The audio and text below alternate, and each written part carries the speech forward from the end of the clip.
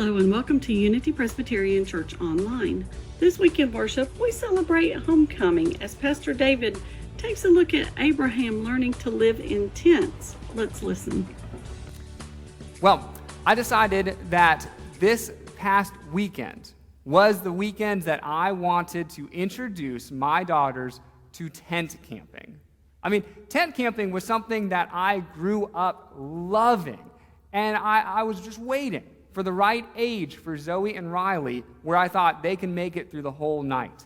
Now, for a while now, they've been kind of begging me, saying, can we go? Is tonight the night? Can we go camping? So I finally said, sure, let's go camping in my backyard. We'll have a full experience. We've got a picture of what that looked like, and you can see the excitement on their faces that, we get to sleep outside.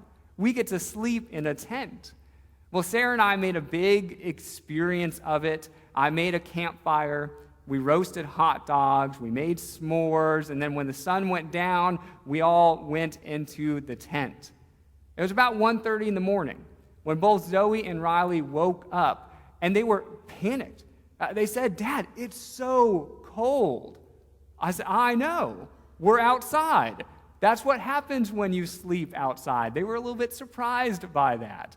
I threw a couple more blankets on them, and luckily they went back to sleep, and they made it the rest of the night. I was so proud of them. I was proud that for their first camping experience, they made it all night. Now, the next morning, I have to admit, I was kind of sore. I wasn't feeling my best. I was fatigued and pretty tired, and that tiredness lasted really the whole day. And my daughters, I was so proud of them, but they were kind of cranky. You can tell they didn't sleep very well. They too were a little bit short-tempered and such. And I thought to myself, that's after only one night of sleeping in a tent. Can you imagine if you did that for a long amount of time, or if that was your permanent location, sleeping in a tent? How would you feel? I bring that up because in today's story that we're going to read from Scripture, that's exactly this person's experience. This person is living his life in a tent. And so I would like you to imagine, what would that feel like if that was your reality? We're studying the story that you'll be, at this point, very familiar with. It's the story of Abraham. But we're doing it not from the first book in the Bible, like we did for our Lenten series, 40 Days of Promise. No, we're studying Abraham's story as it is reflected on in one of the last books in the Bible, the book of Hebrews. You see, the author of Hebrews uses Abraham as an example of faith and legacy that he wants to share with us, his readers, today. If you missed any of the series of Abraham, you may remember that God called Abraham to leave his home, to leave his family, to leave really everything that he'd ever known before, and go on this new journey. This journey that God was asking him in trust, in faith, to go to. And God was going to lead him to a new land where both he and his descendants could settle. Here's how the author of Hebrews begins to reflect on this story. We begin in chapter 11, verse 8. It was by faith that Abraham obeyed when God called him to leave home and go to another land that God would give him as an inheritance. He went without knowing where he was going. So we begin with the author of Hebrews recapping what we already know of this story, that it was by faith that Abraham chose to say yes, to say, okay, God, sure, I will trust you. I will believe in the promises you're making to me, and I will go to this new land that you're promising to me and to my descendants. It was by faith that enabled Abraham to go. But what we find out next is that when he arrived, it was not exactly like he expected it to be. When he finally, after this long journey, got to the land that God was giving him, it wasn't exactly what he was picturing in his mind when he said yes to this journey. The scripture goes on and says, and even when he reached the land God promised him. He lived there by faith, for he was like a foreigner, living in tents. And so did Isaac and Jacob, who inherited the same promise. The author of Hebrews is saying that it was by faith that Abraham said yes to this whole journey, but then even when he got there, it was by faith that he stayed, because it was not the type of land that he was picturing or anticipating. For one, he's living in tents. There's nothing glamorous about that. He got to this new land that God gave him, and he lived in tents, and then so did his son Isaac, and eventually his grandson Jacob. They all had this promised land, but they were experiencing it as people who were simply living in tents. And also, the land that God brought them to did not feel like home. Did you notice it said Abraham felt like a foreigner in a land that wasn't like the land he came from? I imagine that the journey that Abraham started on in faith with God was quite exciting, and then when he finally got to the land that God called him to, I wonder if he was a little bit disappointed. I wonder if you can relate to that. If you've ever started a journey or a road trip, the excitement is sky high. I mean, picture the car is packed, the gas tank is full, you've got your playlist ready to go, and everybody is really excited to start the journey. And it's about, the 5th bathroom break and the 12th traffic jam where that excitement is not nearly as high anymore. And then can you imagine if once you finally got to your destination, it wasn't at all what you were hoping for or really expecting? That's a little bit what Abraham is experiencing here. He said yes to God. It was by faith that he followed God onto this journey, and then when he arrived in the land God called him to, he felt like a foreigner. It wasn't his home, and he ended up simply living in tents. The excitement that he started with wasn't there when he finally arrived. The reason that the author of Hebrews is including these details is he's asking, do you think that Abraham expected more? And when he got to the land that God called him to, do you think he expected more? When Abraham chose to commit his life to God and to say yes to this journey of faith, what outcomes of faith, what expectations of his relationship with God did he have? And were those fulfilled when he finally got to the land? We can ask ourselves those same questions in a way. When you first started this journey of faith, when you decided to say yes to God, when you decided to create your life in such a way that your priorities were focused on living the way that you thought God wanted you to live, what outcomes did you expect? What expectations then did you have on what that life of faith would look like? And have those expectations, those outcomes, been what you were hoping for?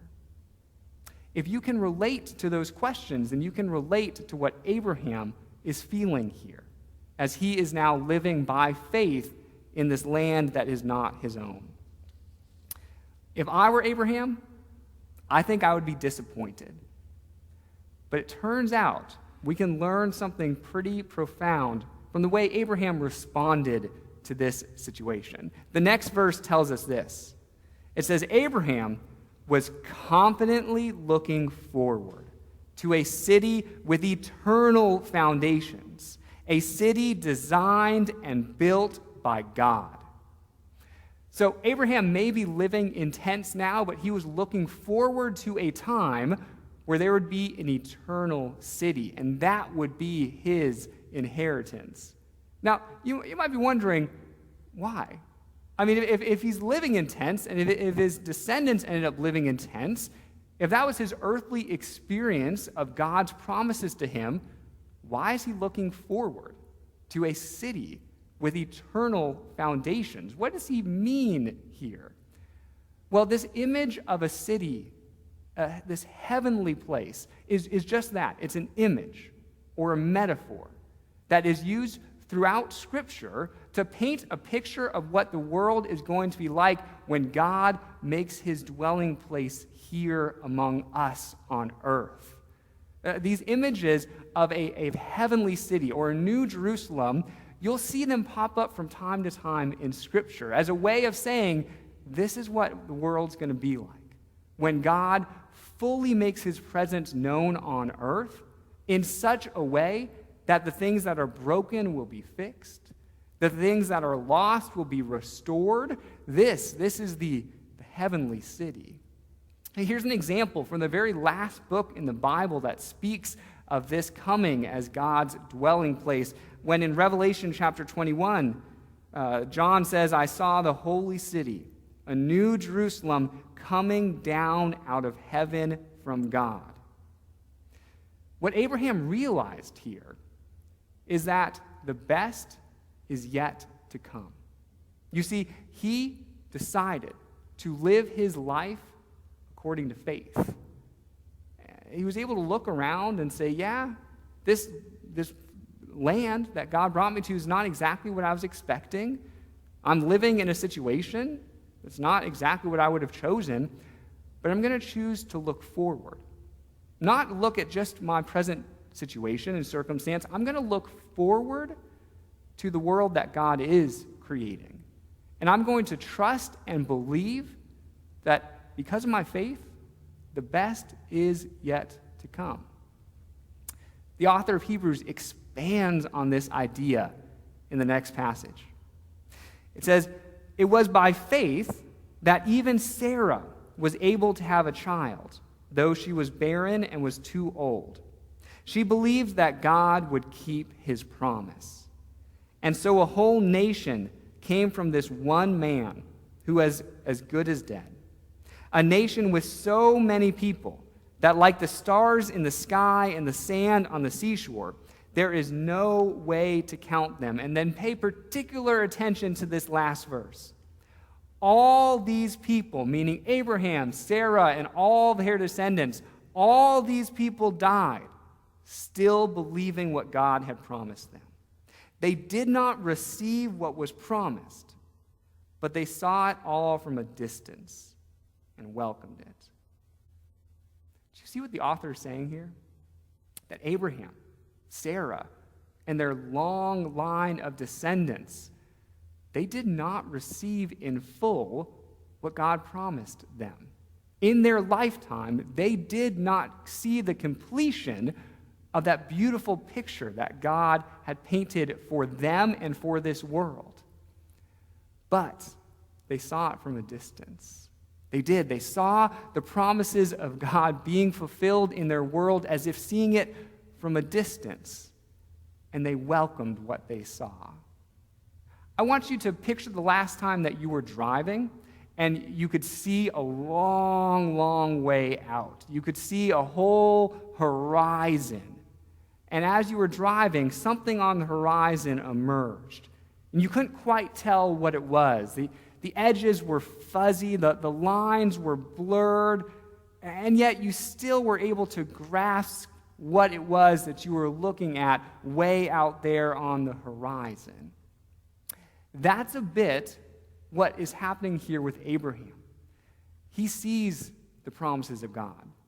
He sees the world that God is going to make, a world without pain, without disease, without mental health issues and physical health issues. Abraham sees this world of a beautiful place that God has promised, but he sees it at a distance. It is not fully here. The lines are fuzzy. You have to squint at it a little bit to really make it out. But he sees enough of God in process creating that world here to believe it, to live by faith with it, and to welcome it as he sees it coming.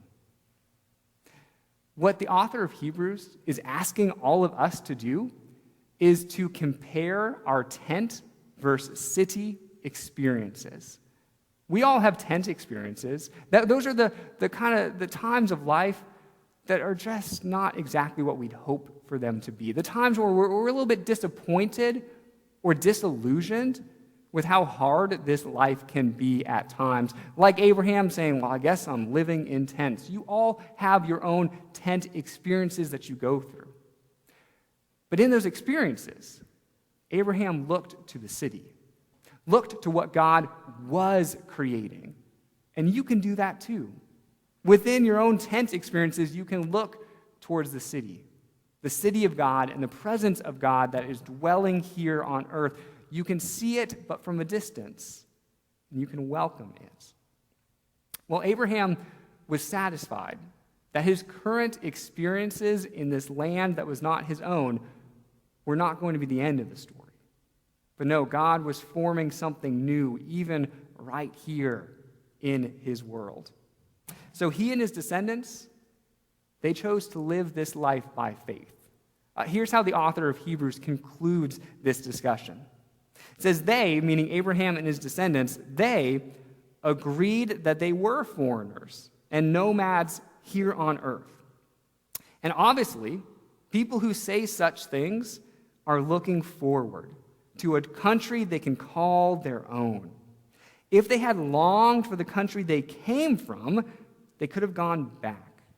But they were looking for a better place, a heavenly homeland. I really love that conclusion. It's the conclusion that Abraham and his descendants, at any time, they could have gone back. They could have said, this land that God brought me to is not what I wanted. This experience of living in tents is not all it's cracked up to be. So I'm just going to go back to the land that I came from when God initially called me on that experience. But they didn't do that. Why? They were looking forward. They weren't looking back to where they came from. They were looking forward to the world that God was creating, and they decided then to live this earthly experience by faith. We get the same opportunity today. I mean, all of us can think of that time that we experienced God for the first time. That we really, truly knew that God was working in us and through us. But there are those tent experiences at life where you get disappointed, you get disillusioned, and we all have the opportunity to go back. To say, I'm just going to go back to living my life how I lived before I even knew God. Before I really lived by faith and accepted that God was here in my life, I'm going to go back. But as people of faith, we get the opportunity to continue moving forward. Moving forward because we believe in what God is creating. And we believe that we can see it from a distance, that God is creating a beautiful world here on earth. It's not easy to live by faith. But as we do so, we join a long line of people who chose to live this earthly experience by faith. Starting with Abraham all the way up to us today, we're able to say that God is doing something beautiful. That, we may be living in tents now, but I'm looking towards that heavenly city because I trust what God is doing here on earth. Well, today, I look at that long list that we read earlier of those who have died. And they died without seeing the fulfillment of God's promises here on earth. But just like Abraham and that long line of descendants all the way to the present-day people of faith, I believe that they saw it from a distance and they welcomed it. I think of Roberta Andrews and Hobby Cobb and Charlie Lampley and Mary Harrison. And I'm encouraged that what they saw from a distance in their earthly experience, that they now experience fully in God's heavenly city. I think of Pete Freeman and Henry Chapin and Bill Nixon and Roddy Brandeis. And I know that what they saw in part, they now see in full. I think of Jim Farver and Henry Fogel, of Bain Lowe and and Bill Hass. And I believe that they are living in earthly tents no longer, but they are now dwelling in the very presence of God. I think of Len and Ann McCutcheon, of Betty Graham and Catherine Reed. And I know that what was once lived only by faith, that now they live through experience in the presence of God. We, all who are still here on earth today, we see all of these promises of God from a distance. And we may all die without seeing them fully fulfilled, and that's okay. Because we join a long line of people who have chosen to live this life by faith. We choose to trust at what we see from a distance. That's so fuzzy and barely visible right now, but we trust that one day we will become clear and radiant and vibrant. I imagine it a bit like this picture of glasses, where so much of the world is fuzzy. So much of the world is full of heartbreak and confusion and stress and fatigue, and yet we choose to live by faith, which is the part of the glasses that have a little bit of clarity, because we're looking forward to what God is doing in our world, and we keep our eyes fixed and focused on that. During this homecoming celebration today, I encourage you to join the long line of people who have lived by faith, who have looked at what God is doing in this world and have seen it from a distance and welcomed it. If you would like more information about Unity Presbyterian Church, please visit our website at www.unitypres.org or visit us on Facebook. This is the Unity Presbyterian Church podcast. Have a great week.